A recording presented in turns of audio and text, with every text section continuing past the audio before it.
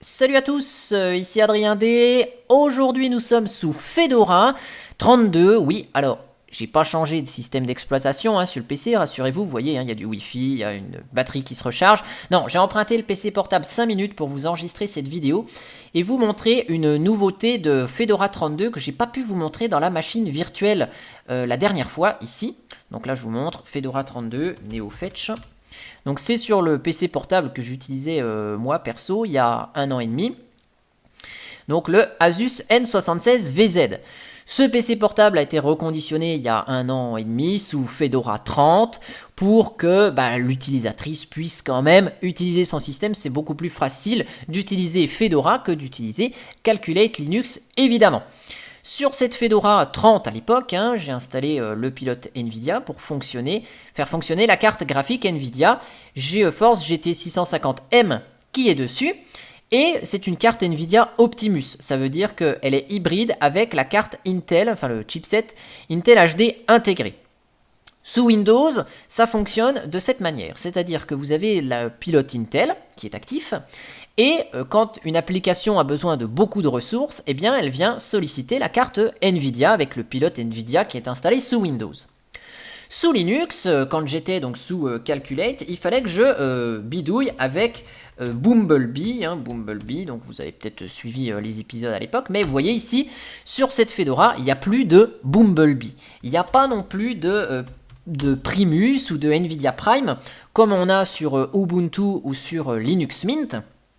NVIDIA Prime, c'est un truc qui est assez sympa, ça veut dire que vous tournez toujours sur le pilote Intel, votre batterie est préservée, et si vous voulez utiliser le pilote NVIDIA parce que vous en fichez de l'autonomie, vous pouvez, moyennant un redémarrage de l'interface graphique, passer sur le pilote NVIDIA et vous pouvez jouer avec toutes vos performances. Donc c'était une avancée assez sympathique parce que le pilote NVIDIA ne supporte pas Optimus sous Linux. Ici, Fedora est allé beaucoup plus loin puisqu'il permet maintenant de lancer des applications avec la carte NVIDIA directement ici, et c'est ce qu'on va voir ensemble. Donc là, vous voyez, il n'y a pas de Primus, de Bumblebee. Par contre, si je vous mets NVIDIA, je vais même trier ici la sortie, vous voyez. Ici, donc, on a le AK mode NVIDIA qui compile sur Fedora. Donc, les modules ici, donc là, c'est le module pour le noyau 5.6.2, 5.6.18. Vous voyez, il y a même encore le module de Fedora 31, puisque vous le savez, Fedora conserve 3 jeux de noyaux. Et donc, la mise à niveau de Fedora 31 vers 32 étant assez récente, eh bien, il y a toujours le module ici, Fedora 31. Et d'ailleurs, sur ce PC, il faudrait peut-être regarder pour faire un peu le ménage, mais il y a peut-être encore des paquets historiques, Fedora 30, il faudrait voir un peu comment nettoyer tout ça, même si ça n'empêche pas de fonctionner ici. Donc là, si vous voulez installer le pilote NVIDIA, je vous mettrai dans l'article, dans le descriptif, là, le tuto linuxtricks.fr qui est fonctionnel donc sur Fedora 30, de fait ça a été testé, et qui est fonctionnel sur Fedora 32, ça a été testé par un membre de Telegram qui souhaitait installer son pilote NVIDIA sur Fedora, il n'y arrivait pas, je lui ai donné le lien du tuto, qui, malgré sa dernière révision de 2019, fonctionne toujours très bien, ça n'a pas changé sous Fedora. Ici, voilà, j'avais commencé à rédiger le tuto en 2013 et je l'ai fait évoluer petit à petit. D'ailleurs, si vous vouliez savoir comment fonctionnait Bumblebee à l'époque, vous allez tout en bas. J'ai gardé dans le paragraphe archive obsolète comment ça fonctionnait à l'époque. Vous voyez, donc c'était un bazar monstrueux. Et pour lancer une application avec le pilote NVIDIA, il fallait démarrer le terminal, faire opti-run et puis le nom de la commande que vous vouliez lancer, c'était pas très pratique.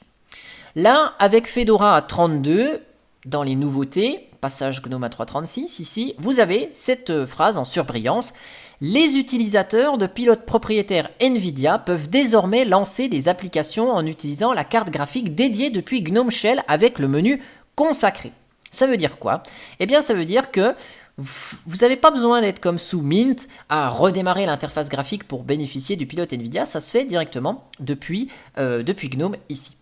Donc là, je vous lance un terminal de manière classique et je lance la commande glx sphere 64 qui est, vous savez, la petite application qui vous permet de voir que votre carte graphique fonctionne et surtout de voir quel est le rendu OpenGL utilisé.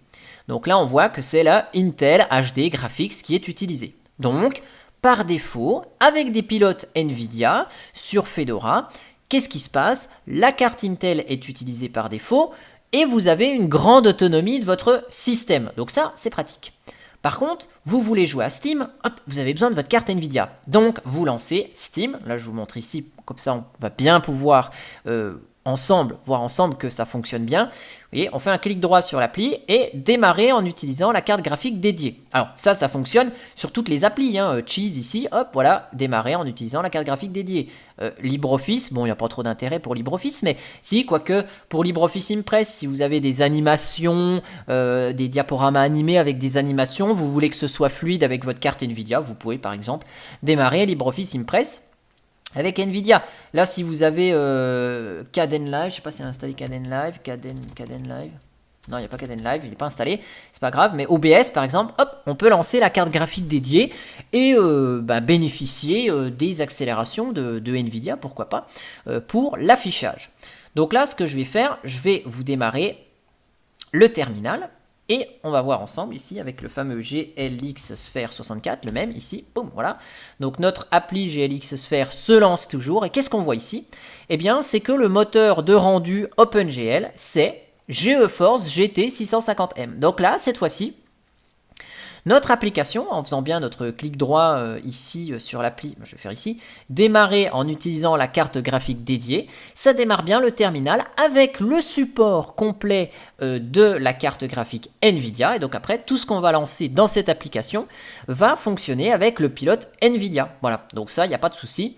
Et c'est un pilote Nvidia classique qui a été installé sur la machine à l'époque sur Fedora 30, qui maintenant est une Fedora 32 de fait. Donc après, quand vous installez les pilotes Nvidia, là vous voyez, on tourne sur la Intel, mais on peut lancer les paramètres de Nvidia ici. Donc on voit les infos, ça interroge sans souci la carte Nvidia. Voilà, on sait qu'elle est à 46 degrés, la température, ok, c'est bien, super. Donc on a les infos sur la carte graphique Nvidia ici. Mais une fois qu'on ferme et que il n'y a plus d'informations, plus de demandes à la carte Nvidia, la carte Nvidia est au repos et donc l'autonomie de la machine est préservée. Donc si vous êtes sur batterie, dans un amphithéâtre, parce que là c'est pas le moment, mais si vous êtes en cours ou autre, vous avez votre Fedora sous votre PC portable sous Fedora, vous bénéficiez de toute l'autonomie disponible. Et si vous avez besoin de puissance, ploup, clic droit, démarrer en utilisant la carte graphique dédiée. Voilà, et donc ça fonctionne ma foi fort bien. Il n'y a pas de souci là-dessus. Oups, pardon, je me suis connecté avec Anydesk, c'est pour ça qu'il y a eu le petit saut ici. Mais donc vous voyez, les deux cartes sont bien, bel et bien reconnues et bel et bien actives ici sur le PC qui propulse Fedora 32 Workstation. Voilà, donc c'est quand même beaucoup mieux de vous montrer ça directement en machine réelle. Je peux pas vous montrer, je peux pas vous l'illustrer en machine virtuelle parce qu'il n'y a pas le pilote graphique Nvidia. En tout cas, j'espère que cette vidéo vous aura plu, vous aura montré la flexibilité que propose cette Fedora 32 sur la gestion des applications avec le pilote Nvidia. C'est vraiment dommage que Nvidia ne supporte pas correctement Optimus sur Linux et que ce soit aux distributions Linux comme ici Fedora d'effectuer le travail à la place de Nvidia pour rendre ça compatible. Alors ça fonctionnait ce switch avec le pilote Intel et le pilote libre nouveau, sauf qu'avec le pilote libre Nvidia nouveau, vous ne pouvez pas jouer. Le pilote libre n'a pas les capacités 3D pour vous afficher des jeux vidéo avec la pleine puissance. Le pilote nouveau ne vous permet pas de jouer correctement. Il faut, dans tous les cas, utiliser le pilote propriétaire Nvidia. Cependant, le pilote libre nouveau fonctionne ma foi très bien pour de la bureautique, pour la gestion de cartes graphiques. On a une carte graphique au boulot dans une station de travail qui fonctionne sous Fedora. Et cette carte graphique, elle a 2 sorties DisplayPort. C'est une carte Nvidia Quadro, et bien ça fonctionne très bien avec le pilote nouveau. La double sortie, double écran est très bien gérée sous Linux, ça il n'y a pas de souci. Là, on n'est pas dans le cadre de loisirs ou de gaming, on est dans le cadre professionnel, donc on ne va pas avoir besoin d'accélération 3D. Pour cela, on va juste utiliser la carte Nvidia pour la double sortie. Voilà. C'était la petite précision professionnelle que je voulais vous faire. En tout cas, j'espère que cette vidéo vous aura plu, de petite présentation de cette fonctionnalité. Et moi, je vous dis à bientôt pour une prochaine vidéo. Allez, ciao ciao!